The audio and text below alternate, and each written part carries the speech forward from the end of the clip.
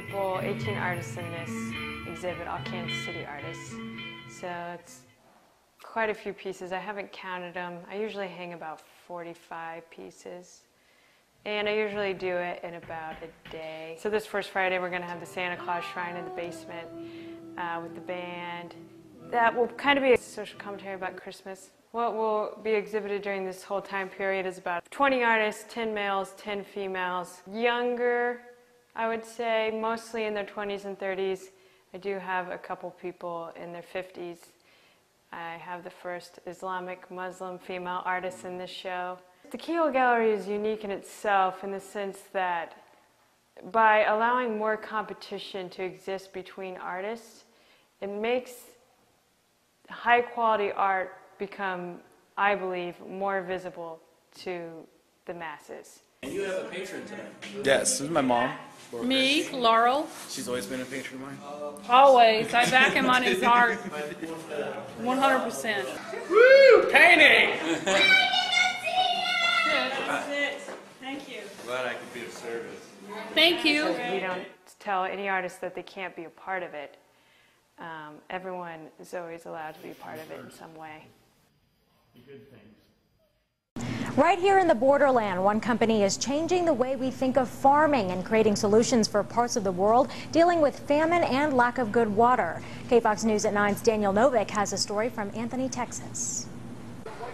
It may not look much of anything to you, but this could become the farm of the future. Instead of growing on a flat horizontal plane like traditional agriculture, we've gone up, put it in motion, which allows us to increase the crop density on a given surface of land and greatly reduce the amount of water that we use. Here's how it works. Valsam Products puts nearly any kind of vegetable into these racks. Then they constantly rotate through this 30 by 40 foot box, where they get a spray of water and nutrients. If I were growing this for a head lettuce, we use 1/20th the amount of water in this system than we would in conventional agricultural applications where we're growing it out in the field. We can produce about 35,000 heads of lettuce every 35 to 40 days. Kurt says an average acre of lettuce grows around 400,000 heads per year. We can do somewhere between, I'll say, 4 and 6 million heads in the same space with 1/20th the amount of water. And they can cut down on how far produce has to travel by setting up this system nearly anywhere. We can go back into these urban areas, grow crops on very small footprints of land or on the roof of a building or a parking lot and provide fresh produce and fresh crops to people living in these highly urbanized areas.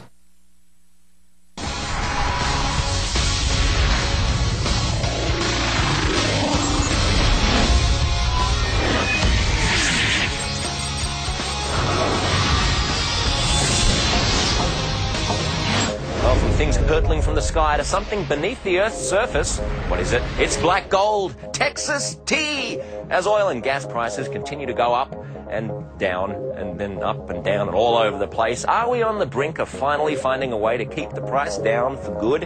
And is that road to lower oil prices paved with pond scum? Well, pond scum, that sounds kind of disgusting. Let's go with the scientific name, algae. Algae is the original oil source. The majority of the fossil fuels that are powering the world right now are not just decomposed old dinosaur sludge like many people think.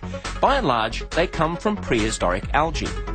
Trouble is, the process that turns algae into usable oil takes millions of years, and the world is using up that gift from prehistoric algae much faster than it can be replaced naturally.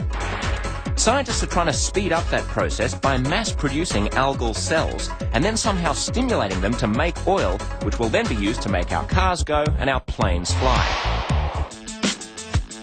Meanwhile, deep in the heart of Texas oil country, he doesn't just eat his algae, he drinks it, straight up. On the mad scientist scale, I'm probably 9.5 out of a 10. While Solozyme grows their algae in the dark, Valsam uses natural sunlight to get their algae nice and fat with oil. But the problem with growing algae naturally in a pond is that only a thin layer on top would get enough sunlight. But that's where Valsam's revolutionary high-density vertical bioreactor comes in, which allows them to grow a lot more algae in a lot less space. This is the algae bioreactor. We have these flexible sheets that have fluid running through them. In that fluid reside the individual algae cells and it's constantly flowing and moving. And the idea here is to expose the individual cells to as much sunlight as necessary for them to carry out photosynthesis. Not only does going vertical give the algae much more exposure to the sun, it also allows Kurtz and his team far more control than they'd have in just some random body of water. One, we're not losing water to evaporation. Two, we don't have cross-contamination from other algal species.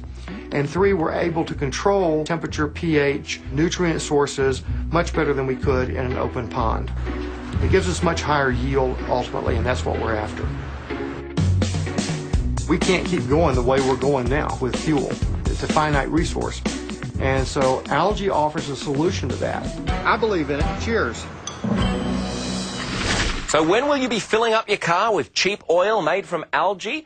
Solazheim says less than 3 years. Valsant calls it 3 to 5. It's not just a fuel, remember. As we saw in the story, algae oil is safe enough for cooking. What we have is a closed-loop photobioreactor. So our goal is to produce the greatest amount of biomass from algae that we can. And by going vertical, we believe that we can increase the yield by increasing the surface area and the volume of material that get exposed to sunlight. So we have a system that continually recycles, so it's a dynamic system in a closed loop. So algae goes down and starts out in a tank, gets picked up by a pump, goes up into the reactors, and then gravity takes control, moves it through the reactors, they get exposed to sunlight, go back into the tank, and the cycle is repeated over and over again. I know that algae is the fastest organism, fastest growing plant on the planet, and it sequesters the greatest amount of carbon dioxide. But at the same time, it produces lipids, basically vegetable oil, and a lot of it. So if you look at a single cell of algae in the right species, as much as 50% of its body weight is a high-grade vegetable oil. So while we're sequestering carbon dioxide, we're also producing these high-grade lipids that can be used for a variety of purposes. The beauty of algae is the fact that we can actually be selective about what carbon chains are coming out of it. So for example, if you want to make jet fuel, we can give you a strain of algae that's going to make the carbon chains that are necessary to manufacture jet fuel much more efficiently than you can any other crop. Or if you want to make diesel for a truck, we can give you the carbon chains that are ideal for that. So we can tailor the lipids based on the species of algae that we're growing. If I grow an acre of corn, and I'm looking at it from the standpoint of producing oil, I can grow about 18 gallons of oil per acre per year. So now I'll move up, let's go up to the next highest, or what's the most prevalent, is palm. Palm, we get 700 to 800 gallons per acre per year. Algae, I can go up to 20,000 gallons of oil per acre per year. And that's just in an open pond system. That's not in a closed bioreactor system. The problem with surface is that, one, once the algae starts growing, light will only penetrate about an inch, inch and a half through the surface. So it blocks light from the rest of the surface. Two, we have an enormous amount of water evaporation, so we lose an enormous amount of water that we're constantly having to replace. And the third most critical thing to us is that we get contaminants from other algae species that just float in and out of the atmosphere, land in there, and become competitive with the algae that we want to grow. We try to recapture every drop of water that we can. And the only water we lose is what's actually bound up in the algae and goes into the oil itself and the byproduct for the algae. And once we've extracted the oil, we can even use the byproduct, for feedstock, for soil remediation to make fertilizer, or we can ferment it and produce ethanol out of that. If we took 1/10 of the state of New Mexico and converted it into algae production, we could meet all of the energy demands for the entire United States.